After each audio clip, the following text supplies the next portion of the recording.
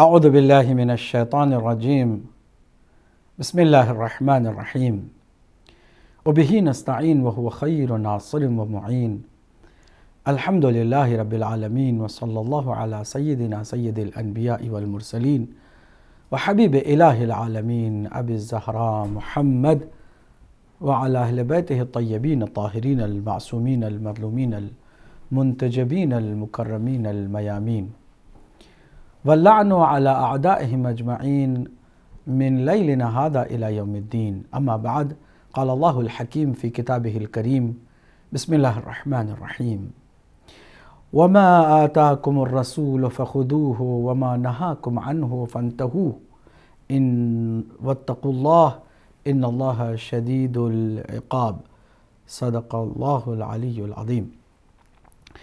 ناظرین محترم، اللہ کی حمد و ثنا اس کی تعریف و تمجید کے ساتھ بہترین ہستیوں پر درود و سلام بھیجتے ہیں۔ میری مراد محمد مصطفیٰ صلی اللہ علیہ وآلہ وسلم اور آپ کے خاندان مطہر سے ہے۔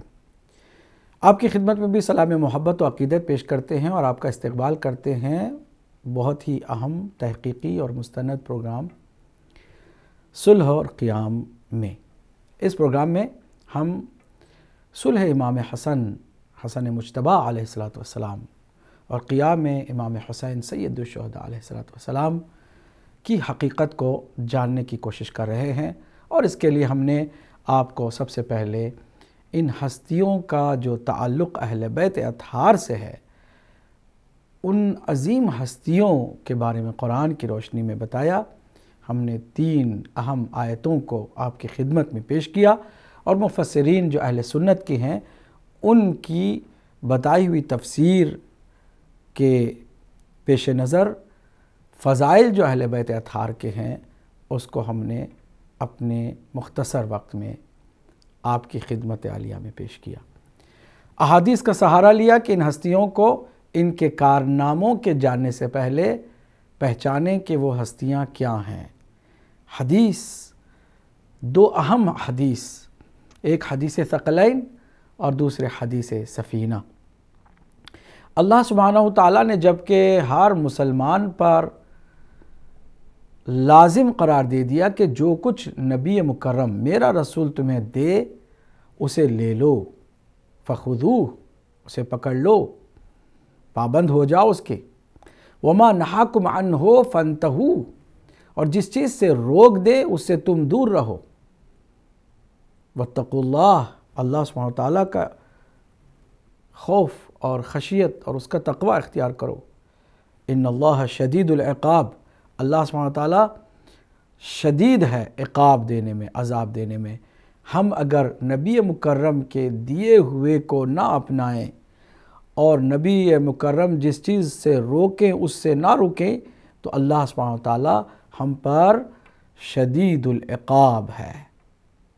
اللہ کے نبی نے کیا دیا ہمیں؟ جانے سے پہلے فرمایا انی تارکم فیکم الثقلین، انی تارکن فیکم الثقلین، میں تمہارے درمیان 2 گراں بہا چیزیں، بھاری بھرکم چیزیں چھوڑے جا رہا ہوں، کتاب اللہ و عطرتی اہل بیتی، ایک اللہ کی کتاب ہے اور دوسرے میری عطرت میرے اہل بیت ہیں۔ ما ان تمسکتم بہما لن تضلوا من بعدی، جب تک ان 2 سے تم تمسک رکھو گے، یعنی اتباع ان 2 کی کرو گے، اقتداء ان 2 کی کرو گے، انہیں اپنا مقتدا بنا کے رکھو گے تو لن تضلوا من بعدی، میرے بعد تم گمراہ نہیں ہوگے۔ لیکن اگر تم نے ان کو مقتدا تسلیم نہیں کیا بلکہ خود ان کی جگہ لینے کی کوشش کرو تو پھر تم گمراہی سے کبھی بچ نہیں سکتے ہو۔ اللہ کے نبی نے حضرت نوح علیہ السلام کی کشتی نجات کی مثال اور تشبیہ اپنی اہل بیت کے لیے دیا، فرمایا مثل اہل بیتی، میری اہل بیت کی مثال فیکم، تمہارے درمیان، قرآن و اہل بیت بھی میں تمہارے درمیان چھوڑ کے جا رہا ہوں۔ کشتی نجات میرے اہل بیت ہیں، کشتی نوح جیسی ان کی مثال ہے۔ من رکبہا نجا، جو ان پر سوار ہوگا یعنی ان کی اتباع کرے گا وہ نجات پائے گا۔ وَإِن تَخَلَّفَ عَنْهَا فغرق وہوا ومن تخلف عنہا غرق وہوا، اور جو ان سے تخلف کرے گا، اقتداء ان کی نہیں کرے گا، وہ غرق ہو جائے گا اور ہلاک ہو جائے گا۔ ناظرین، توجہ طلب بات یہ ہے کہ فیکم دونوں حدیثوں میں ہے، اللہ کے نبی نے فرمایا میرے صحابیوں، سب سے پہلے جو مخاطب ہیں اللہ کے نبی کے اس کلام میں وہ صحابی ہیں۔ تو صحابیوں کو بنایا مقتدی، اہل بیت اطہار کو بنایا مقتدا، صحابیوں کو بنایا فرما بردار، اہل بیت اطہار کو بنایا فرمان روا، صحابیوں کو بنایا مأموم اور اہل بیت اطہار کو بنایا امام، صحابیوں کو بنایا اطاعت گزار، اہل بیت اطہار کو بنایا اطاعت جن کی جاتی ہے۔ لیکن کیا صحابہ کرام نے اس اللہ کی اس وصیت کو، اللہ کے نبی کی اس مسلسل تاکید کو عملی جامہ پہنایا یا نہیں پہنایا؟ میں 2 لمحے آپ کے سوچنے سے مخصوص کرتا ہوں کہ آپ سوچیں کہ انبیاء ما سلف جب دنیا سے گئے ہیں تو ان کی شریعت کو اور ان کے مذہب کو تبدیل کس نے کیا؟ سوچیں اس پر۔ 2 لمحے آپ کو دیتا ہوں، اشارہ صرف اتنا کہ حضرت موسیٰ علیہ السلام دنیا سے گئے، آپ سے جو سب سے زیادہ قریب تھے انہوں نے ہی، آپ کے ساتھیوں نے ہی آپ کے دین میں تحریف کی، تبدیلی پیدا کی، یہاں تک کہ وہ دین پھر اصلی حالت پر باقی نہ رہا۔ حضرت عیسیٰ علیہ السلام چرخ چاروں پر اٹھا لیے گئے، پیچھے جو انجیل میں تبدیلی لانے والے، تعلیمات حضرت عیسیٰ علیہ السلام کو تبدیل کرنے والے کون تھے؟ عام لوگ تھے یا وہ خاص لوگ جو چسپاں تھے اور ساتھی تھے، حواریوں میں سے تھے؟ سوچئے، ہمارا نبی بھی مستثنیٰ نہیں ہے۔ دین میں اگر تفرقے پیدا ہوئے ہیں، آج امت مسلمہ تفرقوں کا شکار ہے، آج 73 فرقے امت مسلمہ کے اندر پیدا ہو گئے ہیں، تو فرقے پیدا کرنے والے، تفرقہ ڈالنے والے، گمراہ کرنے والے، گمراہ ہونے والے وہی ابتدائی مرحلے میں جو آئے تھے انہی میں سے چند خاص لوگ ہیں۔ یقین نہیں آتا یہاں پر، اس لیے یقین نہیں آتا کہ صدیوں سے جعلی اور جھوٹی حدیثیں صحابہ کی اقتداء پر دلالت رکھنے والی، دلالت کرنے والی مشہور کر دی گئیں۔ ان میں سے ایک حدیث اصحابی کا نجوم، اللہ کے نبی نے فرمایا کہ صحابہ میرے آسمان کی ستاروں جیسے ہیں، بِأَيِّهِمْ اقْتَدَيْتُمْ اهْتَدَيْتُمْ، تم جس کی بھی اقتداء کرو گے ہدایت پا جاؤ گے۔ سوال، یہ جو فرما رہے ہیں تم کسی کی بھی اقتداء کرو گے تو نجات پا جاؤ گے، ہدایت پا جاؤ گے، کس سے فرما رہے ہیں؟ یہاں تم کون ہے؟ مخاطب کون ہے؟ اہل بیت اطہار کے لیے فرمایا تو مخاطب صحابہ تھے کہ تمہارے وہ مقتدیٰ ہیں، لیکن صحابہ کے لیے کس کے لیے کہہ رہے ہیں؟ کس سے کہہ رہے ہیں؟ ہم تو وہاں تھے نہیں، اور نہ تابعین میں سے وہاں کوئی تھا، جو بھی تھا وہ ایک کلاس کے سٹوڈنٹ تھے، ایک ہی کلاس کے سٹوڈنٹ ہیں صحابہ کرام۔ ان سے اگر یہ بات کہی ہے کہ تم صحابی اقتداء کرو، جس کی بھی کرو گے تو ہدایت پا جاؤ گے۔ سوال یہ ہے کہ صحابی کس کی اقتداء کرے؟ 2 حالتوں میں سے ایک حالت ہے، یا حضور نے نعوذ باللہ یہ فرمایا ہے کہ تم صحابیو، تم خود ہی دین ہو، تم اپنے آپ کی اقتداء کرو، کسی کی اقتداء نہ کرو، صرف اپنے نفس کی اقتداء کرو۔ کیا اللہ کے دین میں اس طرح کی کوئی گنجائش ہے کہ کوئی اپنے ہی نفس کی خواہشات پر کے مطابق عمل کرے؟ جواب ہرگز نہیں۔ دوسری صورت یہ بنتی ہے کہ تم ایک دوسرے کی اقتداء کرو، تو یہ ایک دوسرے کی کون کس کی کرے گا؟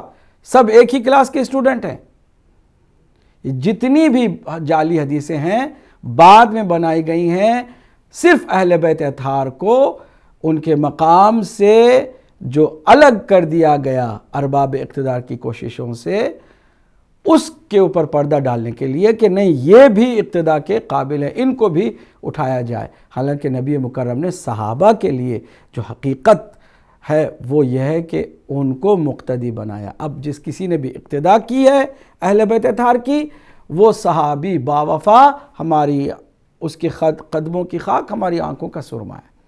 لیکن اکثر نے اقتداء نہیں کی۔ میں اپنی طرف سے کیوں کہوں؟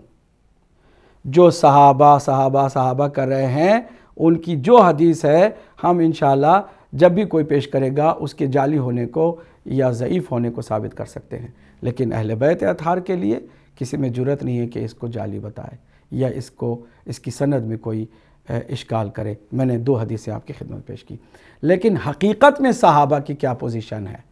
آئیے آج ہم آپ کو صحیح بخاری کی سیر کراتے ہیں، میرے ساتھ ہو جائیے گا۔ صحیح بخاری ہے، میں ترجمہ اور شرح جو صحیح بخاری کی ہوئی ہے اس کی جلد نمبر 3 لے کر آپ کی خدمت میں حاضر ہوا ہوں۔ یہ صحیح بخاری ہے، تفہیم البخاری عربی متن کے ساتھ ہے، اردو شرح ہے صحیح بخاری کی، اور صحیح بخاری کی شرح لکھنے والے جناب مولانا ظہور الباری اعظمی ہیں۔ ہم آپ کی خدمت میں، یہ فاضل دارالعلوم دیوبند ہیں، یہ آپ دیکھ رہے ہیں، اس کو ایک بار پھر دیکھ لیجئے گا۔ اس بخاری صحیح بخاری کی جو جلد نمبر 3 ہے، اس کے آپ صفحہ کی طرف آئیے گا۔ کتاب کا بھی نام ہم آپ کی خدمت بتاتے ہیں، کتاب الرقاق ہے، آپ کی آسانی کے لیے میں بتا رہا ہوں، ترجمے کے ساتھ ہے۔ اب صحابہ کے لیے خود اللہ کے نبی نے کیا فرمایا ہے یہ ہمیں خود معتبر ترین حدیثوں سے سمجھنا ہے۔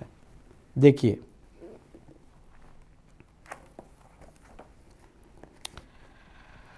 حدثنی محمد بن بشار حدثنا منذر حدثنا شعبۃ عن المغیرہ ابن النعمان عن سعید ابن جبیر عن ابن عباس قال قام فینا النبی صلی اللہ علیہ وسلم یخطب فقال انکم محشورون حفاة عراة کما بدأنا اول خلق نعیدہ الآیہ وَإِنَّ أَوَّلَ الْخَلَائِقِ يُكْسَى يَوْمَ الْقِيَامَةِ إِبْرَاهِيمُ وَإِنَّهُ سَيُجَاءُ بِرِجَالٍ مِّنْ أُمَّتِي فَيُؤْخَذُ بِهِمْ ذَاتَ الشِّمَالِ فَأَقُولُ يَا رَبِّ أَصْحَابِي فَيَقُولُ إِنَّكَ لَا تَدْرِي مَا أَحْدَثُوا بَعْدَكَ فَأَقُولُ كَمَا قَالَ الْعَبْدُ الصَّالِحُ وَكُنْتُ عَلَيْهِمْ شَهِيدًا ما دمت فيهم إلى قوله الحكيم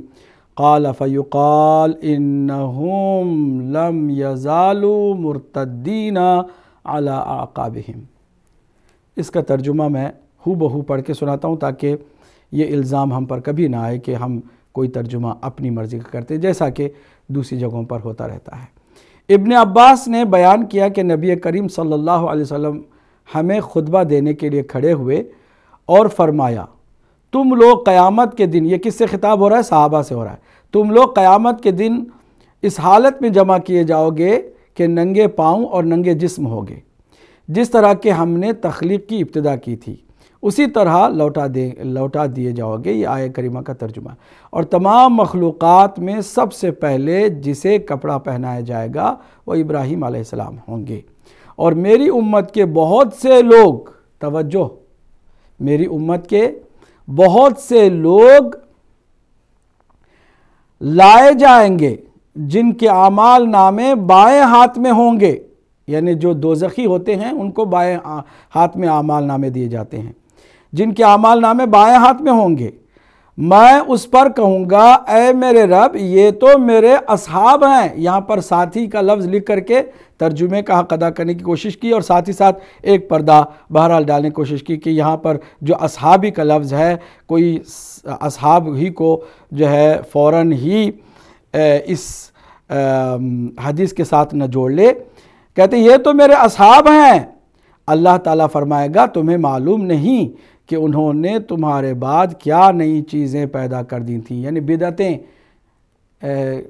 جو پیدا کی تھیں وہ تمہارے بعد انہوں نے کی تھی۔ اس وقت میں بھی وہی کہوں گا جو نیک بندے عیسیٰ علیہ السلام نے کہا تھا۔ کیا کہ جب میں ان میں موجود تھا اس وقت تک میں ان پر گواہ تھا، لیکن اب میرے بعد کیا ہوا ہے اس پر میں گواہ نہیں ہوں، یعنی اب ان کے اعمال کا خود وہ حساب دیں گے۔ ارشاد الحکیم جو ہے بہرحال قرآن مجید کی آیت پڑھی، بیان کیا یہاں تک کہ بیان کیا کہ پھر کہا جائے گا کہ بعد میں وہ الٹے پاؤں لوٹ گئے تھے۔ یہی جو صحابہ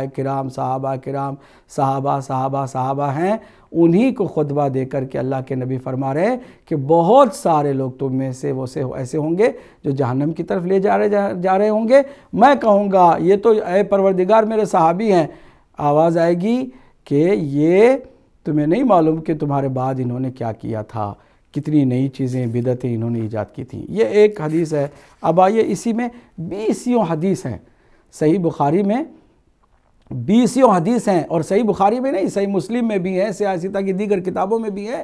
آپ جہاں دیکھیے جو مشہور ترین بات ہے اس پر پردے ڈالتے ہیں، اور صحابہ سارے کلہم عدول، سارے کے سارے عادل ہیں، سارے کے سارے بخشے گئے ہیں، ان کے پچھلے اگلے سارے گناہ بخشے گئے ہیں۔ اس کی آپ بار بار رٹ سنتے ہیں، لیکن جو حقیقت ہے صحابہ کرام کو خود حضور اکرم صلی اللہ علیہ وسلم نے ان کی حقیقت کو انہی کے سامنے بیان کیا، اور جو کتابوں میں معتبر آ گئی ہیں اس پر کوئی توجہ نہیں دیتا، اس کی طرف بات بھی نہیں کرتا۔ اب آئیے اسی کتاب الرقاق میں بہت ساری اور بھی حدیثیں ہیں، ایک اور حدیث میں آپ کی خدمت میں سناتا ہوا چلوں۔ لمبی چوڑی حدیث ہے، اس کے راویوں کے نام سارے کہ حضور فرما رہے ہیں کہ میں حوض کوثر پہ رہوں گا۔ عن عبداللہ رضی اللہ عنہ عن نبی صلی اللہ علیہ وسلم قال انا فرتکم علی الحوض وَلَيُرْفَعَنَّ رِجَالٌ مِّنْكُمْ، تم میں سے کچھ لوگ لائے جائیں گے، ثُمَّ لَيُخْتَلْجُنَّ دُونِي، تم ان کے سامنے میرے سامنے کھڑا کر دیے جاؤ گے، فَأَقُول، پھر میں کہوں گا یا رب اصحابی، میرے پروردگار یہ تو میرے اصحاب ہیں، فَيُقَال، مجھ سے کہا جائے گا إِنَّكَ لَا تَدْرِي مَا أَحْدَثُوا بَعْدَكَ تابعہ عاصم عن ابی، اور پھر دیگر راوی بھی اسی کو انہوں نے تصدیق کی ہے کہ ہاں یہ بات حضور نے خطبے کے دوران فرمائی کہ جب میں کہوں گا کہ یہ تو میرے اصحاب ہیں، یہ کہاں لے کے جا رہے ہیں، تو آواز آئے گی کہ آپ نہیں جانتے کہ انہوں نے آپ کے بعد کیا کیا نئی چیزیں ایجاد کی ہیں۔ آئیے اس کے بعد والی حدیث کو بھی دیکھیے، اس کے بھی بعد والی بہت ساری حدیثیں ہیں، میں حدیثوں کو صرف چند نمونے کے طور پر پیش کر رہا ہوں جو حقیقت ہے، جس کی طرف بالکل ہی لوگوں کو متوجہ نہیں کراتا، بلکہ اس کا الٹا کہا جاتا ہے ہمیشہ کہ جس کی حقیقت نہیں ہے، آپس میں لڑتے رہے، ایک دوسرے کا قتل کرتے رہے، دین میں تفرقہ ڈالتے رہے، اہل بیت اطہار پر ظلم کرتے رہے، اہل بیت اطہار کو جنہیں اللہ کے نبی نے مقتدا قرار دیا تھا، ان کے دامن کو تھامنے کا حکم دیا تھا، انہیں گوشہ نشین کرتے رہے، ستم کرتے رہے اور اذیتیں پہنچاتے رہے۔ ان سب باتوں کو چھوڑ کر کے صرف ایک بات کہ یہ سارے عادل ہیں، سارے بخشے گئے ہیں، سارے جنتی ہیں، جبکہ حدیثیں جو معتبر ہیں وہ کیا کہہ رہی ہیں۔ آئیے ایک اور حدیث کی طرف، فرماتے ہیں حدثنا مسلم ابن ابراہیم حدثنا وہیب حدثنا عبد العزیز عن انس عن نبی صلی اللہ علیہ وسلم قال لیردن علی ناس من اصحابی الحوض، حوض کوثر پر حوض کوثر کے پاس مجھ پر چند میرے اصحاب میں سے کچھ لوگوں کو لایا جائے گا، حتی عرفتہم واختلجوا دونی، یہاں تک کہ میں ان کو پہچان لوں گا کہ یہ کون لوگ ہیں، اور جب وہ میرے سامنے لائیں گے تو مجھ سے میری طرف سے ان کو ہٹایا جائے گا، فاقول، میں کہوں گا اصحابی، یہ تو میرے اصحاب ہیں، فیقول، اور آواز آئے گی یا اللہ سبحانہ وتعالیٰ کی طرف سے ندا آئے گی، لا تدری ما احدثوا بعدک،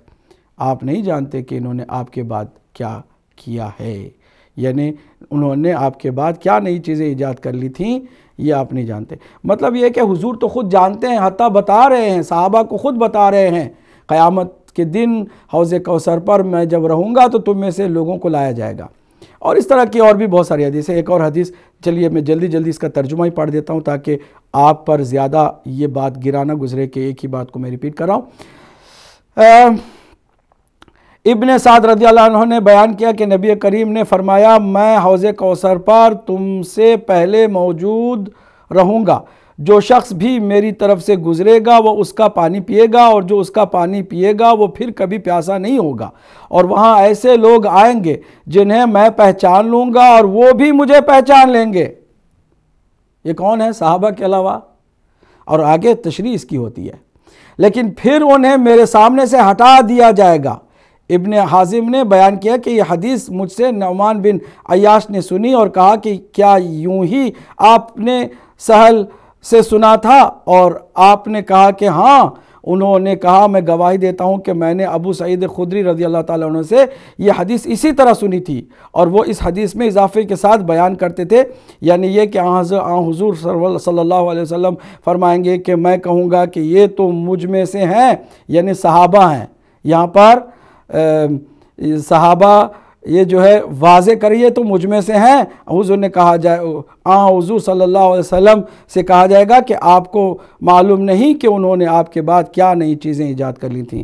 اس پر میں کہوں گا کہ دور ہو جاؤ، وہ شخص دور ہو جائے گا اور انہیں وہاں سے لے کے چلے جائیں گے جہنم کی طرف۔ آئیے ایک اور حدیث بھی سنا کر کے جس میں واضح طور پر اصحاب النبی کی بات ہے، کسی اور کی نہیں ہے۔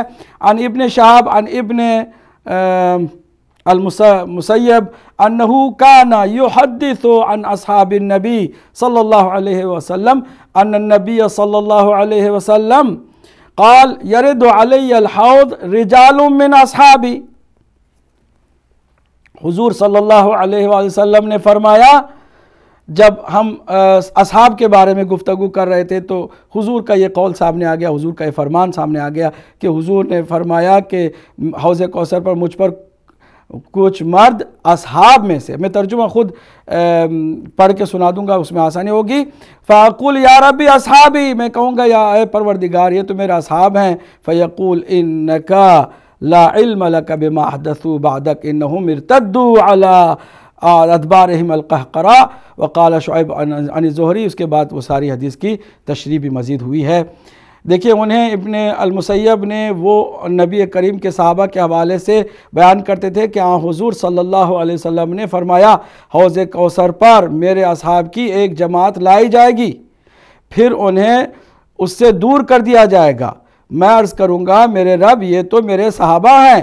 اللہ تعالیٰ فرمائے گا کہ تمہیں معلوم نہیں کہ انہوں نے تیرے بعد کیا نئی چیزیں ایجاد کر لی تھیں، یہ الٹے پاؤں اسلام سے واپس لوٹ گئے تھے۔ اور شعیب نے اسی طرح اس بات کو آگے بھی بیان کیا ہے۔ آخری حدیث سنا کر کے پھر آپ کو ایک اہم بات بتانے جا رہا ہوں، اس پر توجہ کیجیے گا۔ یہ بہت اہم حدیث ہے، اس کا میں ترجمہ ہی پڑھوں گا۔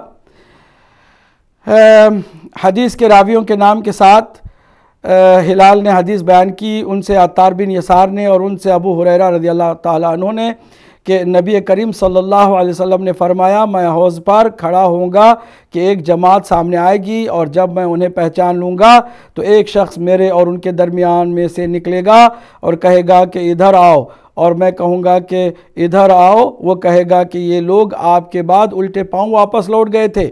پھر ایک اور گروہ میرے سامنے آئے گا، اور جب میں انہیں بھی پہچان لوں گا تو ایک شخص میرے اور ان کے درمیان سے نکلے گا اور ان سے کہے گا کہ ادھر آؤ۔ میں پوچھوں گا کہ کدھر؟ وہ کہیں گے جہنم کی طرف۔ بخدا میں پوچھوں گا کہ ان کے احوال کیا ہیں؟ کہے گا کہ یہ لوگ آپ کے بعد الٹے پاؤں واپس لوٹ گئے تھے۔ میں نہیں سمجھتا، یہ جملہ بہت قابل غور ہے، میں نہیں سمجھتا کہ ان میں سے ایک معمولی تعداد کے سوا باقی نجات پا سکیں گے۔ جملے کو میں پھر سے پڑھوں گا تاکہ آپ متوجہ ہو جائیں۔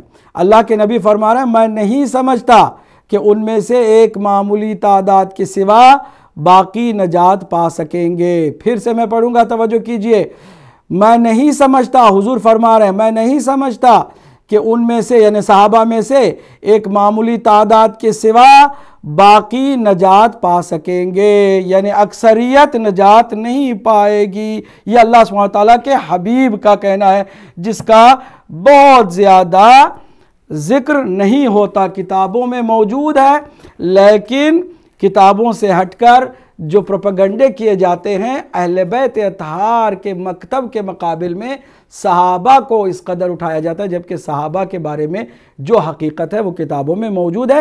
یہ صرف صحیح بخاری میں نہیں ہے، 20 حدیثیں اس طرح کی ہیں جو صحابہ کے بارے میں اللہ کے نبی نے واضح فرمایا ہے، اور اس قدر وضاحت فرما دی ہے کہ اس کے بعد کسی کے لیے کوئی گنجائش نہیں ہے۔ اب ذرا غور کرنے والی بات یہ ہے کہ اللہ کے نبی نے تو فرمایا تھا کہ تمہارے درمیان صحابیوں میں قرآن اور اہل بیت چھوڑ کے جا رہا ہوں، تم مقتدی بننا، مقتدا اہل بیت کو اپنا بنانا۔ تو اہل بیت خود پیغمبر اسلام چلے گئے تو اہل بیت اطہار پیچھے جو ہے 4 ہستیاں رہ گئی تھیں، مولا علی علیہ السلام، سیدہ فاطمۃ الزہرا سلام اللہ علیہا، امام حسن مجتبی علیہ السلام اور امام حسین علیہ السلام۔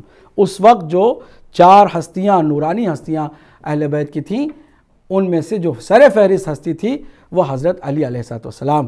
آپ کے لیے حضور نے کتنے عظیم فضائل بیان فرمائے، صحابہ کو مجبور کر دیا کہ علی کی اتباع کرو، من اطاع علی فقد اطاعنی، جو علی کی اطاعت کرے گا وہ میری اطاعت کرے گا، علی سے جو بغاوت کرے گا، علی کی نافرمانی کرے گا وہ میری نافرمانی کرے گا۔ ساری باتیں حتیٰ یا علی انت ولی فی الدنیا والآخرہ، اے علی آپ میرے جانشین ہیں دنیا اور آخرت دونوں میں، دنیا میں بھی آخرت میں بھی۔ اس قدر تاکید کے باوجود اللہ کے نبی کی آنکھ بند ہوئی، کیا ہوا؟ کیا مولا علی علیہ السلام کی اتباع ہوئی؟ کیا اطاعت مولا علی کی گئی؟ کیا مقتدا مولا علی کو صحابہ کرام نے بنایا یا کچھ اور کیا؟ آپ سب جانتے ہیں کیا ہوا۔ حضور کی آنکھ بند ہوئی، اور بجائے اس کے کہ سارے کے سارے حضور کے تجہیز، تکفین اور تدفین کے ان عظیم کارناموں میں شریک ہوتے اور محبتوں کا ثبوت پیش کرتے، اہل دنیا کار دنیا ساختن مصطفیٰ را بے کفن انداختن، دنیا دار لوگوں نے اپنی دنیا کو آباد کرنے کے چکر میں حضور صلی اللہ علیہ وسلم، اللہ کے پیارے نبی صلی اللہ علیہ وآلہ وسلم کو بے گور و کفن چھوڑ دیا۔ یہ ایک ایسی تلخ حقیقت ہے کہ کوئی انکار نہیں کر سکتا ہے، بھلا اسی میں ہے کہ حقیقت کو انسان تسلیم کر لے۔ اب ایک کتاب جس کو علامہ شبلی نعمانی نے انہی صحابہ میں سے جو بہت زیادہ اقتدار میں رہے اور اقتدار کے لیے بہت کچھ جد و جہد کرتے رہے، ان کے فضائل کے لیے کتاب لکھی جس کا نام ہے الفاروق، اور اس کتاب کو آپ دیکھیں۔ اس حقیقت کو انہوں نے بہرحال انصاف سے تسلیم کیا کہ ہاں کچھ ایسا ہوا کہ حضور کے جنازے میں، حضور کے کفن و دفن میں ان لوگوں نے حصہ نہیں لیا، علی کو تنہا چھوڑ دیا۔ علی علیہ السلام کے ساتھ خود بنی ہاشم کے چند لوگ تھے، باقی لوگ کہیں اور کسی اور مقصد میں لگے ہوئے تھے۔ یہ کتاب ہے الفاروق، دیکھیے الفاروق ہے، سوان عمری حضرت عمر فاروق رضی اللہ عنہ، شمس العلماء علامہ شبلی نعمانی رحمۃ اللہ علیہ، مکتب رحمانیہ ہے، اردو بازار لاہور سے یہ پرنٹ ہوئی اور چھپی ہے۔ اس کے صفحہ نمبر 73 پر آ جائیے۔ صفحہ نمبر 73 پر انہوں نے اس حقیقت کا بہرحال اعتراف کیا۔ میں کم از کم اتنا انصاف کروں گا کہ باقی تعویل بہت کی ہے کہ اس کی وجہ کیا تھی، لیکن جو بھی وجہ تھی، لیکن انہوں نے مانا ہے کہ حقیقت یہی ہے، جس کو ہم بار بار بتاتے ہیں اور دوسری طرف سے اس کا ذکر بھی نہیں کرتے۔ سقیفہ بنی ساعدہ، حضرت ابوبکر کی خلافت اور حضرت عمر کا استخلاف، یہ واقعہ بظاہر تعجب سے خالی نہیں۔ توجہ سے سنیے گا کہ جب حضرت صلی اللہ علیہ وآلہ وسلم نے انتقال فرمایا تو فوراً خلافت کی نزاع پیدا ہو گئی، اور اس بات کا بھی انتظار نہ کیا گیا کہ پہلے رسول اللہ صلی اللہ علیہ وآلہ وسلم کی تجہیز و تکفین سے فراغت حاصل کر لی جائے۔ کس کے قیاس میں آ سکتا ہے کہ رسول اللہ صلی اللہ علیہ وآلہ وسلم انتقال فرمائیں اور جن لوگوں کو ان کے عشق و محبت کا دعویٰ ہو وہ ان کو بے گور و کفن چھوڑ کر چلے جائیں اور اس بندوبست میں مصروف ہوں کہ مسند حکومت اوروں کے قبضے میں نہ جائے، اوروں کے قبضے میں نہ آ جائے۔ تعجب پر تعجب یہ ہے، توجہ سے سنیے، تعجب پر تعجب یہ ہے کہ یہ فعل ان لوگوں سے، یعنی حضرت ابوبکر عمر، یہ دیکھیں خود انہوں نے لکھا ہوا ہے، ہم نے کوئی اضافہ نہیں کیا ہے، ان لوگوں سے سرزد ہوا جو آسمان اسلام کے مہر و ماہ تسلیم کیے جاتے ہیں۔ اس فعل کی ناگواری اس وقت اور زیادہ نمایاں ہو جاتی ہے جب یہ دیکھا جاتا ہے کہ جن لوگوں کو حضرت سے فطری تعلق تھا، یعنی حضرت علی و خاندان بنی ہاشم، ان پر فطری تعلق کا پورا اثر ہوا، اور اس وجہ سے حضرت کے درد و غم اور تجہیز و تکفین سے ان کو باتوں کی طرف متوجہ ہونے کی فرصت نہ ملی۔ یعنی وہ جو باتیں سیاسی باتیں تھیں اور حکومت کی اور اقتدار کی، ان سب باتوں کی طرف یہ متوجہ ہی نہیں ہوئے، کیونکہ فطری تعلق جو رسول اللہ کے ساتھ تھا وہ اپنے حضور کے اس تجہیز و تکفین کے کاموں میں لگے رہے۔ اب ذرا غور سے سنیے، ہم اس کو تسلیم کرتے ہیں، یہ بات بہت اہم ہے، ہم اس کو تسلیم کرتے ہیں کہ کتب حدیث و سیر سے بظاہر اسی قسم کا خیال پیدا ہوتا ہے، لیکن در حقیقت ایسا نہیں ہے۔ یہ سچ ہے کہ حضرت عمر اور ابوبکر وغیرہ حضرت کی تجہیز و تکفین چھوڑ کر سقیفہ بنی ساعدہ کو چلے گئے۔ یہ بھی سچ ہے کہ انہوں نے سقیفہ بنی ساعدہ میں پہنچ کر خلافت کے باب میں انصار سے معرکہ آرائی کی، اور اس طرح ان کوششوں میں مصروف رہے کہ گویا ان پر کوئی حادثہ پیش ہی نہیں آیا تھا۔ یہ بھی سچ ہے کہ انہوں نے اپنی خلافت کو نہ صرف انصار بلکہ بنو ہاشم اور حضرت علی سے بزور منوانا چاہا۔ یہ دیکھیے، یہ سچ ہے کہ انہوں نے اپنی خلافت کو نہ صرف انصار بلکہ بنو ہاشم اور حضرت علی سے بزور منوانا چاہا۔ گو بنو ہاشم نے آسانی سے ان کی خلافت تسلیم نہیں کی، لیکن اس بحث میں غور طلب جو باتیں ہیں وہ یہ ہے۔ اب اس کے بعد انہوں نے شروع کیا ہے تعویل کرنا اور توجیہ دینا، اور کسی حد تک کوشش کرنا کہ اصل میں جو کچھ بھی ہوا نا اس کے پیچھے حکومت کے بغیر تو نظام نہیں چل سکتا تھا، ہر جو مرج لازم آ جاتا تھا، اور حکومت کا مسئلہ بہت امپورٹنٹ تھا۔ لیکن سوال یہ ہے کہ کیا یہ سارا جو اتنا امپورٹنٹ مسئلہ تھا، کیا حضور اکرم صلی اللہ علیہ وسلم کے ملحوظ خاطر نہیں تھا؟ نعوذ باللہ من ذالک، کہ قیامت تک کے لیے چلنے والے دین کو ایسے ہی لاوارث چھوڑ کے چلے گئے کہ تم لوگوں کو خیال رہے میرے مرنے کے بعد لیکن مجھے کوئی خیال نہیں ہے؟ نعوذ باللہ من ذالک، ایسا کوئی سوچ بھی سکتا ہے؟ جبکہ اللہ کے نبی نے واضح طور پر فرما دیا کہ میرے بعد علی ہے، انت ولی یا علی، ہے علی تم میرے جانشین ہو فی الدنیا والآخرہ، من کنت مولا ہو فہذا علی مولا، علی امیر البررہ، نیک لوگوں کا امیر علی ہے، سید المسلمین علی ہے، امام المتقین علی ہے۔ کیا یہ بارہا اور بارہا صحابہ کرام کو نہیں بتایا تھا؟ یہ عجیب و غریب بات ہے کہ حضور نے جو بتایا اس پر کوئی توجہ نہیں، اور خود کے لیے اتنا امپورٹنٹ مسئلہ اس کو بنا لیا کہ تجہیز و تکفین کو بھی نظر انداز کر دیا۔ بہرحال جو کچھ انہوں نے توجیہ کی اپنی طرف سے اس کو ہم فی الحال رہنے دیتے ہیں۔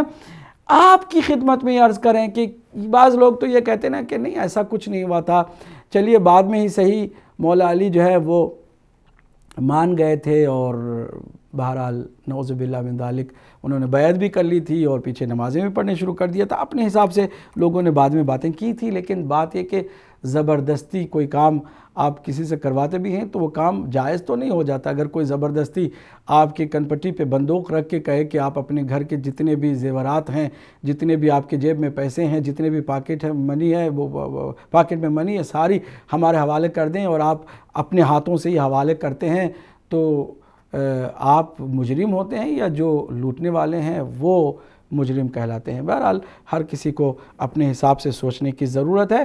اللہ سبحانہ تعالیٰ کے حبیب نے اہل بیت اطہار کو مقتدی بنایا تھا، لیکن آنکھ بند ہوئی ادھر کوئی اور مولا علی گوشہ نشین. مولا علی کی جو پوزیشن حضور کے زمانے میں تھی وہ نہیں رہ سکی. مولا علی اللہ کے نبی کے زمانے میں اللہ سبحانہ تعالیٰ کے حبیب کی پسند سے سپہ سالار تھے. اب مولا علی کی جگہ پر خالد بن ولید بنو امیہ کا ایک سپوت وہ سپہ سالار بن گیا. اس کو سیف الاسلام کا لقب بھی دے دیا گیا اور مولا علی کی برابری وہ کرنے لگا.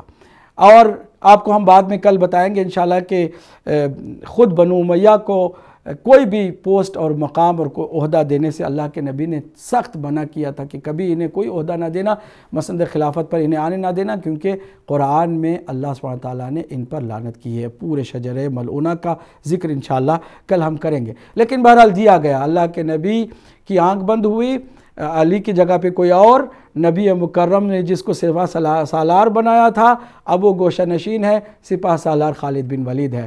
قرآن کے معاملے میں ہر آنے والے کو حضور علی کی طرف متوجہ کرتے تھے. علی مع القرآن والقرآن مع علی، علی سے بہتر قرآن کے بارے میں کوئی نہیں جانتا، جاؤ علی سے پوچھو. لیکن لوگوں نے کسی اور کو قرآن کے معاملے میں چیئرمین بنایا، قرآن کے جتنے بھی امور تھے ان امور کے سلسلے میں. مولا علی علیہ السلام قاضی القضات تھے اللہ کے نبی کے زمانے میں. جب بھی کوئی مسئلہ آتا تھا فیصلہ کرنے کے لیے اللہ کے نبی علی علیہ السلام کی طرف رجوع کراتے تھے اور مولا کائنات آپ فیصلہ کرتے تھے اور مسند قضاوت پر آپ ہی جلوہ افروز ہوتے تھے. اور آپ کے لیے اللہ کے نبی نے فرمایا تھا اقضاکم علی، تم میں سے جو بہترین قاضی ہے جو فیصلہ کرنے کی صلاحیت رکھتا ہے وہ علی ابن ابی طالب ہے. لیکن کیا ہوا کہ حضور کے بعد یہ مسند قضاوت بھی مولا علی سے چھین لی گئی، اور وہ جو سیدہ کائنات فاطمۃ الزہرا سلام اللہ علیہا کے اختیار میں تصرف میں باغ تھا جسے باغ فدق کہا جاتا ہے، آپ کے اس باغ کے مزدوروں کو بھی باہر نکال دیا گیا، ہٹا دیا گیا، اور اس پر بھی بہرحال حکومت نے قبضہ جما لیا. یہ ساری وہ باتیں ہیں کہ جو تاریخ میں حقیقت کے طور پر ہیں. اللہ کے نبی صلی اللہ علیہ وسلم نے علی مرتضیٰ کو بھی وصیت فرمائی تھی کہ مولا کائنات علی ابن ابی طالب علیہ السلام اس وصیت کے پابند تھے. فرمایا تھا کہ علی تمہاری مثال کعبے جیسی ہے، کعبے جیسی ہے. کعبہ لوگوں کے پاس نہیں آتا، لوگ کعبے کی طرف آتے ہیں. جس کسی کو بھی ہدایت کی ضرورت ہوگی وہ تمہارے پاس آئے گا. تم خود حکومت کے لیے لوگوں کے پاس نہ جاؤ، تم حکومت کے لیے تلوار نہ اٹھاؤ، صبر کر لو، میری امت تمہیں دھوکہ دے گی. یہ جو آج غدیر کے میدان میں سب بخین بخین کی صدائیں بلند کیے ہوئے ہیں، بیعت کر رہے ہیں، کل میں جب نہیں رہوں گا تو تمہارے ساتھ دھوکہ ہوگا. یہ بات میں اپنی طرف سے نہیں کہہ رہا، یہ حدیث اللہ کے نبی کی مشہور حدیث ہے. ہمارے ہاں تو اس پر اتفاق ہے، معتبر ترین حدیث ہے، لیکن اہل سنت کی کتابوں میں بھی یہ حدیث آئی ہے. اس حدیث کو سمجھنے کے لیے آئیے میں صرف 2 حوالے دیتا ہوں، اس کے بعد انشاءاللہ بات کو آگے بڑھاتے ہیں. حدیث ہے المستدرک علی الصحیحین میں. آپ کو معلوم ہونا چاہیے کہ امام حافظ ابی عبداللہ محمد بن عبداللہ الحاکم النیشاپوری، جن کا سن وفات ہے 405، کتنی پرانی کتاب ہے تصور کیجئے، یعنی 14ویں صدی ہجری ان کی وفات ہوئی ہے. اس میں یہ کتاب بھی لکھی گئی ہے وہ حدیثیں کہ جو امام بخاری اور امام مسلم کی جو انہوں نے معیار بنایا تھا حدیثوں کے لیے، اس معیار پر اترنے والی وہ حدیثیں کہ جو ان کی نگاہوں سے اوجھل رہیں، ان حدیثوں کو اس میں جمع کیا ہے اور کتاب کا نام رکھا المستدرک علی الصحیحین۔ ہم اس کی جلد تیسری جلد کی طرف آپ کی توجہ مرکوز کر رہے ہیں۔ تیسری جلد میں کتاب المعرفت الصحابہ ہے، اور اس جلد کی میں آپ کی خدمت میں صفحہ نمبر وغیرہ سب واضح طور پر بتاؤں گا۔ جی ہاں، یہ کتاب المعرفت الصحابہ ہے، صفحہ نمبر 105۔ آپ دیکھیے صفحہ نمبر 150 کتاب المعرفت الصحابہ، حدیث نمبر ہے 4674، 274/4674۔ حدثنا ابو حمص عمر بن احمد الجمحی بمکہ، ثنا علی بن عبد العزیز، ثنا عمر بن عون، ثنا حشیم یا حشیم عن اسماعیل بن سالم عن ابی ادریس الاودی عن علی رضی اللہ عنہ قال، کیا فرمایا علی علیہ السلام نے، ان مما عہد الی النبی صلی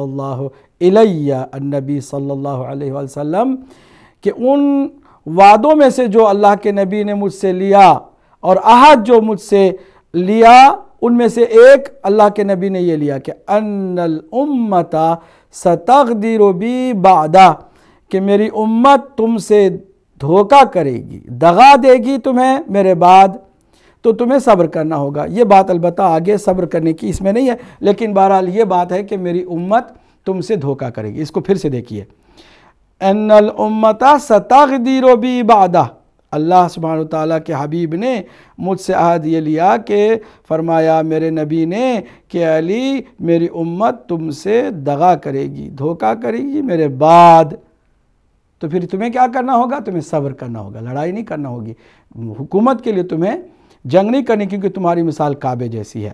ھذا حدیث صحیح الاسناد، یہ حدیث صحیح الاسناد ہے، اس کی سند میں کوئی خرابی نہیں ہے۔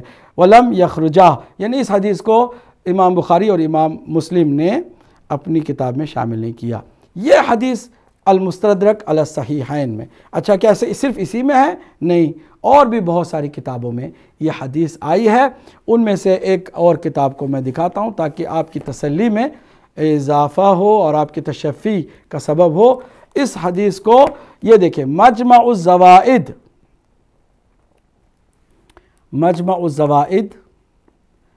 و منبع الفوائد، کس کی ہے تالیف؟ الحافظ نور الدین علی بن ابی بکر بن سلیمان الحیثمی المصری، یہ المتوفى سنہ 807۔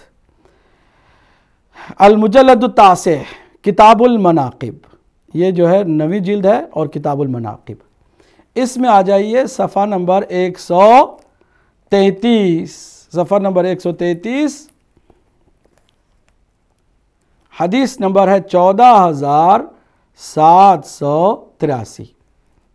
عن ثعلبہ انہ قال علی المنبر، قال علی المنبر، علی علیہ السلام نے ممبر پر فرمایا کیا؟ واللہ انہ لعہد النبی الامی صلی اللہ علیہ وآلہ وسلم الی ان الامت ستغدر بی۔ علی علیہ السلام نے ممبر پر فرمایا کہ خدا کی قسم، اللہ کے نبی نے جو نبی امی ہیں صلی اللہ علیہ وآلہ وسلم، انہوں نے عہد لیا مجھ سے کہ میری امت میرے بعد تم سے دھوکہ کرے گی۔ یہ غدر ستغدر بی یعنی میرے ساتھ دھوکہ ہوا اور دھوکہ کرے گی، یہ بات یہ کتابوں میں اہل سنت کی بھی موجود ہے۔ اب اگر صحیح بخاری میں نہیں ہے، باقی کتابوں میں ہے، تو اس کا مطلب یہ نہیں کہ یہ حدیث ہی نہیں ہے۔ میں نے بتایا کہ المستدرک میں انہی کے معیار کے مطابق جو حدیثیں جمع ہوئی ہیں ان میں سے یہ بھی ہے۔ اس کے علاوہ اور بھی بہت ساری کتابوں میں ہیں، نمونے کے طور پر میں چند صرف نام کتابوں کے دے دیتا ہوں، اگر کسی کو تحقیق کا شوق ہے تو وہ ضرور ان کتابوں کی طرف رجوع کرے۔ یہ کتاب جو ہے حدیث ان الامت ستغدر، المطالب العالیہ کتاب المناقب، یہ ابن حجر کی لکھی ہوئی کتاب ہے، حدیث نمبر 4019۔ پھر دلائل النبوہ البیہقی کی کتاب ہے کتاب المناقب، حدیث نمبر ہے 2759۔ اور اس کے علاوہ اور بھی بہت ساری، جیسے خطیب بغدادی نے لکھا ہے تاریخ مدینہ دمشق میں یہ حدیث آئی ہے، الی آخر بہت سارے حدیثیں ہیں، میں حوالے کہاں تک دوں۔ آپ کو بس یقین دلاؤں کہ اہل بیت اطہار کو اللہ کے نبی نے صحابہ کے درمیان مقتدا قرار دیا تھا کہ ان کے دامن سے تھامو، لیکن ان کے ساتھ صحابہ کرام کی جماعت میں سے جو لوگ چالاک قسم کے، جنہوں نے پلاننگ کی ہوئی تھی، جو اقتدار والے تھے، انہوں نے بہرحال ایسا ہونے نہیں دیا کہ یہ مقتدا ہوں، بلکہ انہیں گوشہ نشین کیا گیا، ان پر ظلم ہوا۔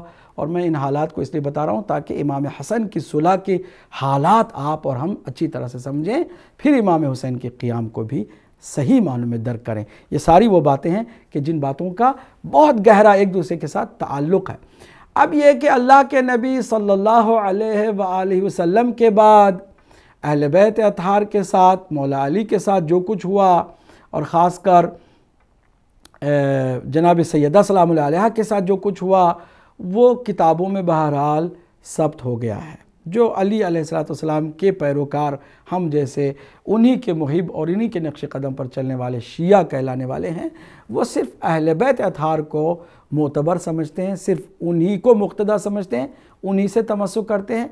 ان کے مقابل میں جو بھی جس حالت میں بھی جس ٹائٹل کے ساتھ بھی آ جائے، ہم اسے نہیں مانتے۔ یہ ہمارا اپنا موقف اور ہمارا عقیدہ ہے۔ یہ بات کہ شیر و شکر تھے، ان کے درمیان کوئی اختلاف نہیں تھا، یہ آپ کے دل کو بہلانے کے لیے شاید جملہ جو ہے وہ سیاسی لگے، لیکن حقیقت اس میں نہیں ہے، کیونکہ اللہ کے نبی کے بعد جناب سیدہ کے ساتھ جو کچھ ہوا وہ بھی واضح ہے، مولا علی علیہ السلام کے ساتھ جو کچھ ہوا وہ بھی واضح ہے۔ وہ کبھی بھی مولا علی علیہ السلام نے ارباب اقتدار کو حق بجانب نہیں سمجھا ہے۔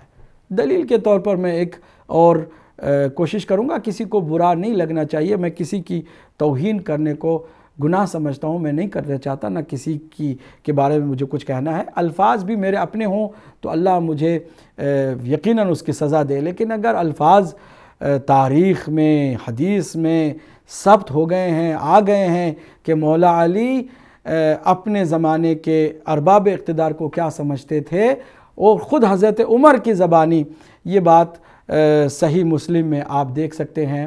آئیے صحیح مسلم کی طرف توجہ دیں۔ صحیح مسلم میں ایک ایسی حقیقت بھی آ گئی ہے جس کو آج کل کے علماء بالکل ہی نہیں بیان کرتے، بلکہ اس کا الٹا بیان کرتے ہیں، جو کچھ حقیقت ہے اس سے بالکل ہٹ کر۔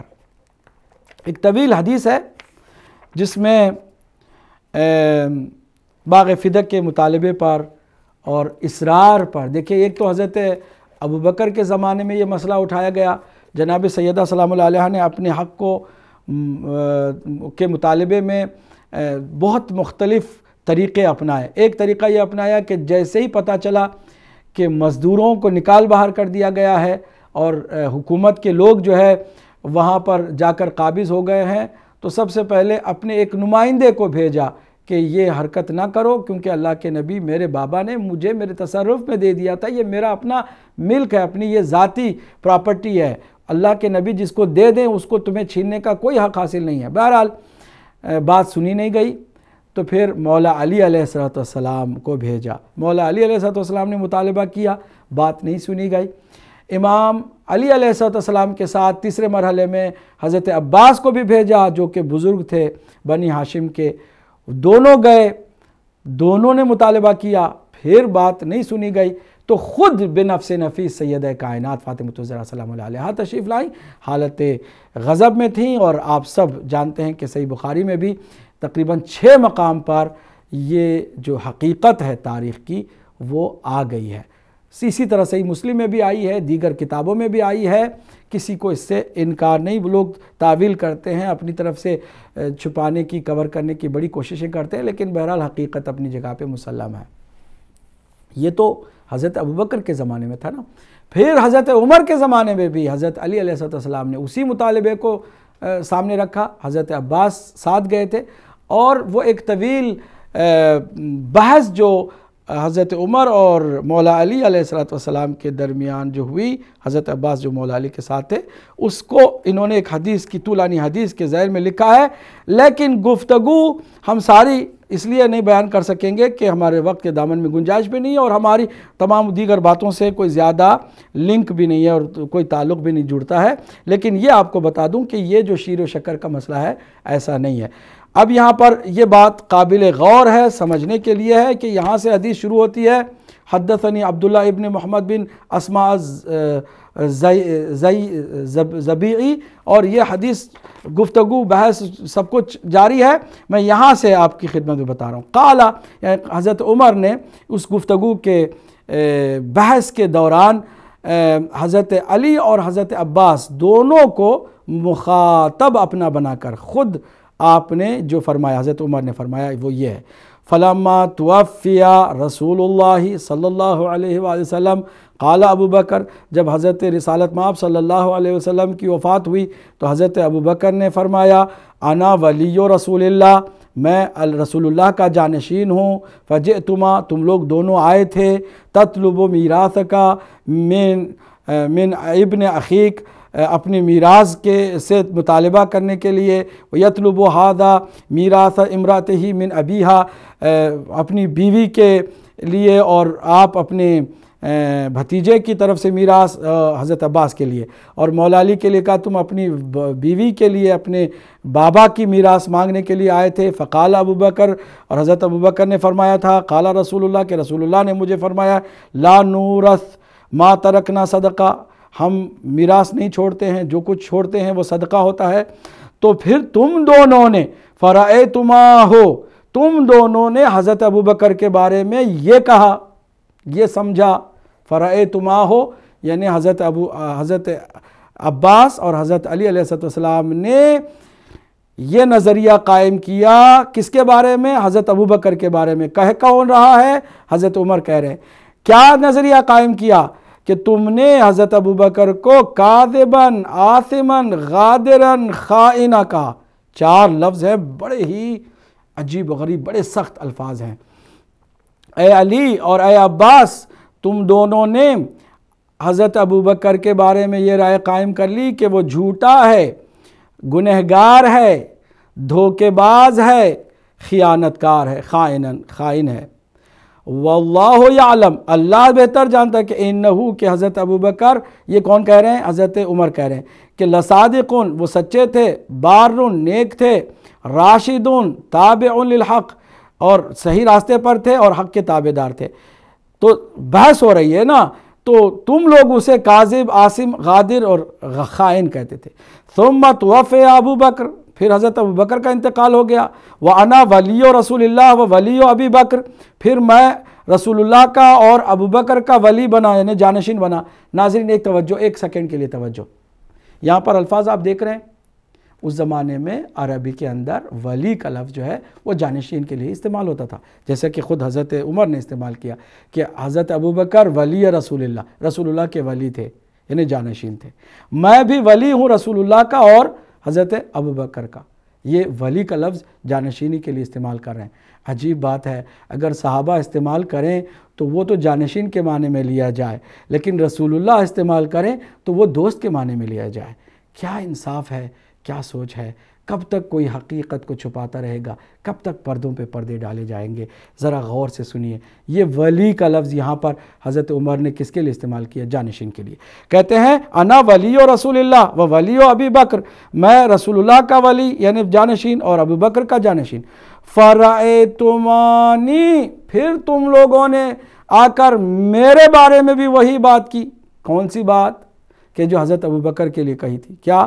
کاذباً، آثماً، غادراً، خائنہ، کہ میں جھوٹا ہوں، گنہگار ہوں، خیانت، دھوکے باز ہوں اور خائن ہوں۔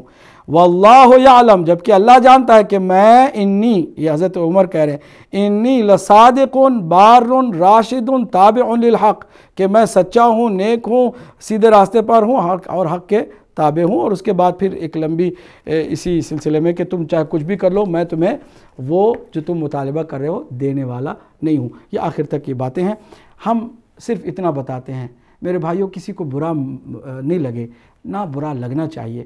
یہ ایک حقیقت ہے تاریخ کی کہ مولا علی علیہ السلام کے ہم پیروکار ہیں، ہم صرف مولا علی کو صحیح مانتے ہیں، مولا علی کو معتبر مانتے ہیں، کیونکہ اللہ کے نبی نے، رسول اللہ صلی اللہ علیہ وآلہ وسلم نے اہل بیت اطہار کو مقتدا بنایا تھا، ان کے دامن کو تھامنے کا حکم دیا تھا، صحابہ کرام ہی کو حکم دیا تھا۔ اب ہمارے لیے یہ بات ہے کہ ہم کسی کے پیچھے نہیں چلتے، چاہے کوئی بھی اپنے آپ کو سچا کہے، صدیق کہے اور نیک کہے، جو بھی کہے۔ اللہ کے نبی صلی اللہ علیہ وآلہ وسلم نے جن کو مقتدا بنایا، مولا کائنات کو ہم نے اپنا ولی، اپنا امام، اپنا آقا تسلیم کیا، آپ کو ہی ہم سچا سمجھتے ہیں، اور آپ کے مقابل میں جو آ جائے، جس حالت میں بھی، جس ٹائٹل سے بھی آ جائے، وہ ہمارے قابل اعتبار نہیں ہوگا ہمارے لیے۔ یہ ایک حقیقت ہے، میں پیار سے سچائی کو آپ کی خدمت میں پیش کر رہا ہوں۔ جہاں تک بات ہے کہ جناب سیدہ ناراض ہوئیں اور پھر آپ غضبناک ہو کر گئیں، یہاں تک کہ آپ نے کلام کرنا چھوڑ دیا اور آپ اس دنیا سے چل بسیں۔ یہ حقیقت صحیح بخاری میں 6 جگہوں پر آیا ہے، 6 جگہوں پر اس حقیقت کا صحیح بخاری نے انکشاف کیا۔ اب اندازہ لگائیے، باقی کتابوں میں بھی ہے، صحیح مسلم میں بھی ہے، اور دیگر کتابوں میں اس حقیقت کو بہرحال بیان کیا ہے۔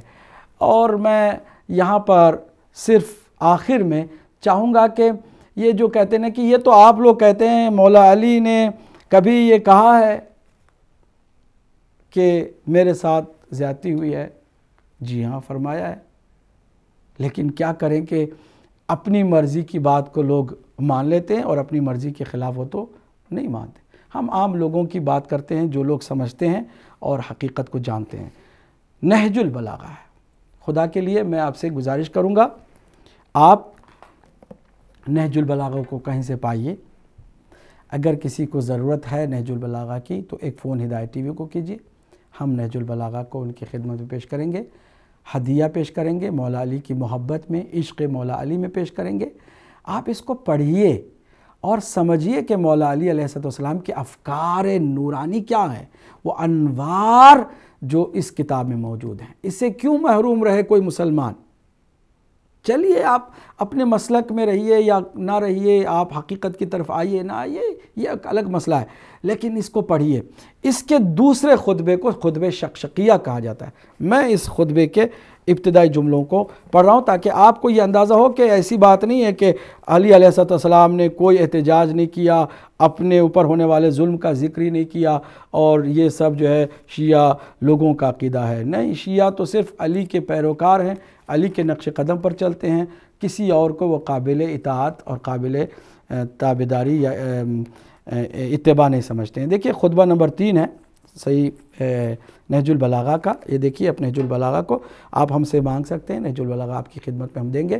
اس کا اردو ترجمہ کیا ہے مفتی علامہ جعفر حسین صاحب علی اللہ مقامہ نے، اور یہ خطبہ تیسرا خطبہ جس کو خطبہ شقشقیہ کے نام سے مشہور کیا گیا، اور یہ مشہور ہے، اور یہ خطبہ حضرت رضی سید رضی کے جمع کرنے سے پہلے اہل سنت کے علماء کی کتابوں میں موجود رہا ہے۔ یہ کوئی ایسا خطبہ نہیں ہے کہ جو اچانک جو ہے لوگوں کے درمیان میں آ گیا، صدیوں سے یہ خطبہ بہرحال حفظ رہا ہے۔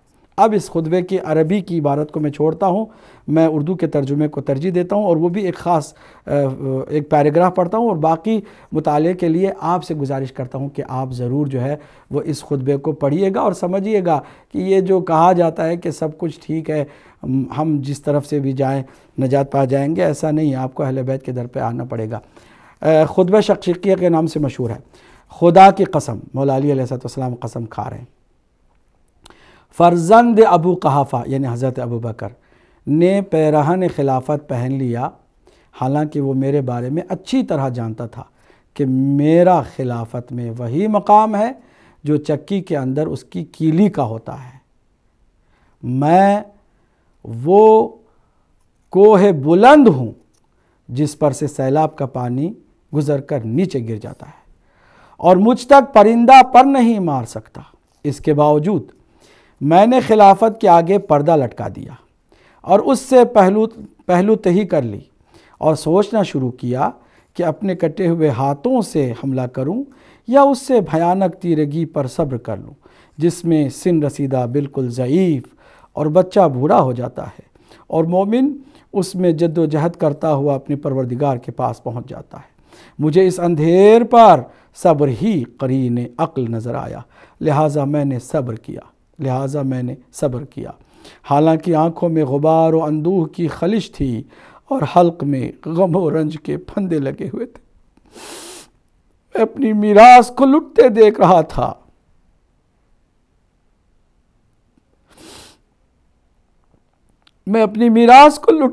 رہا تھا۔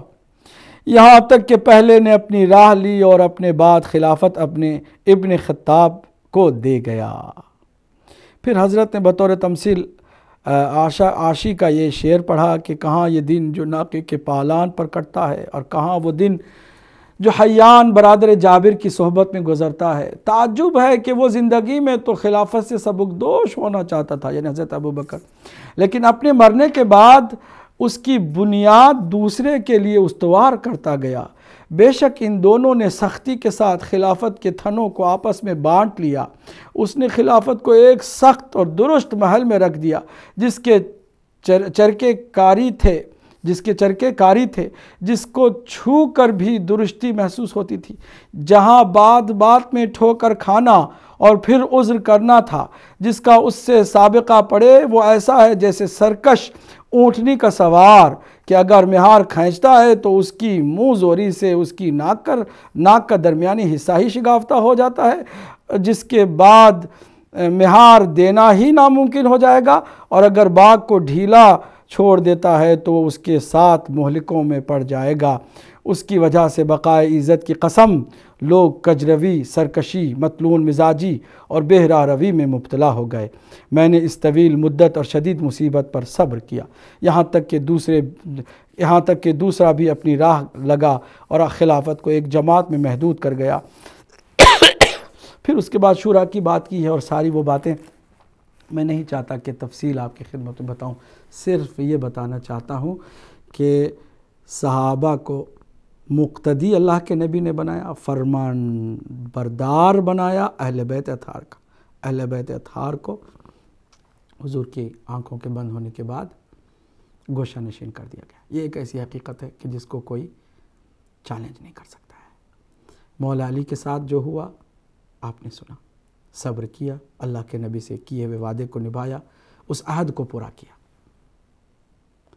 سیدہ کائنات بھی ناراض ہو کر گئیں، حکم دیا کہ رات کی تاریکی میں میرے جنازے کو اٹھانا، کسی کو خبر نہ کرنا، اور جن سے میں ناراض ہوں ان کو میرے جنازے میں شریک بھی نہ ہونے دینا۔ قبر تک آج مخفی ہے، چھپی ہوئی، کسی کو نہیں پتا۔ کائنات کی ملکہ ہے، رسول اللہ صلی اللہ علیہ وآلہ وسلم کی تنہا اکیلی اکلوتی بیٹی اور نشانی، ان کے ساتھ جو کچھ ہوا۔ اب جب خلافت مولا علی کو مجبوراً سونپنی پڑی اور مجبوری کے عالم میں کوئی اور چارہ نہیں تھا سوائے اس کے کہ مولا علی کی خدمت میں آ کر سارے کے سارے التماس کریں کہ اب آپ ہی اس کو سنبھالیں، تو جب خلافت ظاہری میرے مولا کی شروع ہوئی، کن مسائل میں، کن حالات میں، کن مصیبتوں کا مولا علی کو سامنا کرنا پڑا، اس کا ذکر، پھر کن حالات میں مولا علی کی شہادت ہوئی، اس کا ذکر، اور آپ کے مد مقابل آنے والی وہ طاقت کہ جسے قرآن میں شجرہ ملعونہ کہا ہے، بنو امیہ کی طاقت، اس کو ہم سمجھیں گے کل کے پروگرام میں۔ آج کے لیے بس اتنا ہی، ہم مختصر سا بریک لیتے ہیں، مختصر سے وقفے کے بعد پھر ہم آپ کی خدمت میں حاضر ہوں گے، آپ کے سوال ہوں گے انشاءاللہ ہمارے جواب۔